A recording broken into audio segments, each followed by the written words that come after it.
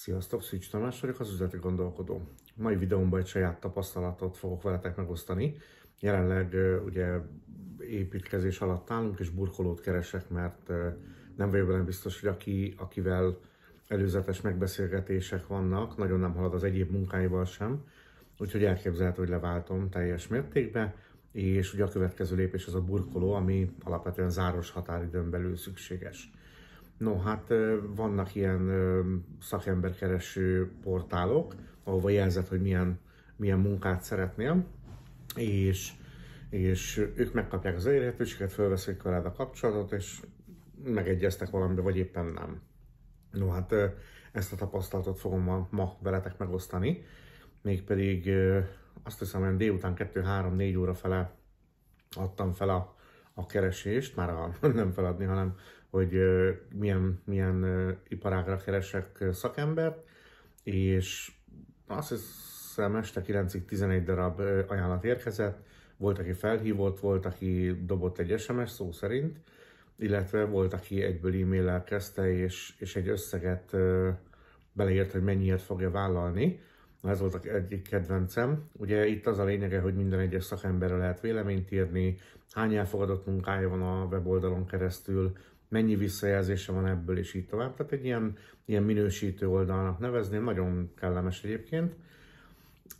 Az e-mailbe árat megadó fiatalember, tehát ugye én leírtam nagyjából, hogy mit szeretnék, van ugye szakmai rálátásom, tehát ahhoz képest pontosan meg tudtam mondani, hogy mit szeretnék, mi lehet a sarokpontja, tehát ugye a nagyméretű burkolólap, nem kell fugázni, mert olyan a lap, hogy nem fugás, mindent szépen így igyekeztem minél több információt beleadni, és adott egy hozzávetőlegesen kétszer olyan összeget, mint amit várok, illetve hát igazából a többiektől kapott árból következne, illetve felmérési díj, amit majd ledolgozunk, és így ugyanúgy. Hát igazából olyan szempontból igaza volt, hogy az e-mail elbírta, viszont ugye fölmentem és megnézegettem ezeket a szakembereknek a minősítését, illetve a visszajelzését. Hát igen, érdekeseket találtam. Ugye őróluk is volt minden irányba, tehát jó is, rossz is. Volt más olyan szakember, aki telefonba előadta magát, utána azt hiszem 10-valahány negatív bejegyzés volt rá, eltérő időkben, tehát nem gondolom, hogy ugyanazt tette egymástól 1-2 nappal, vagy akár ugyanazon a napon, mert ilyen is van. Nyilván ezt is szoktam figyelni. Aztán van, aki képet töltött fel a munkájáról, ugye azt is lehet, hogy referencia munkák.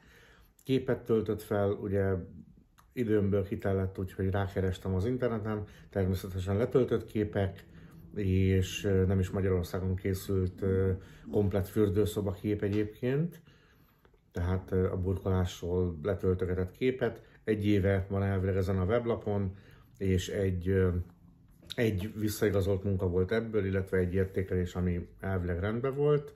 Nyilván lehet a családtagja, vagy akármi, teljesen mindegy. Vannak 40-50 elfogadott munkások, és gyakorlatilag majdnem az összes korrekt visszajelzés.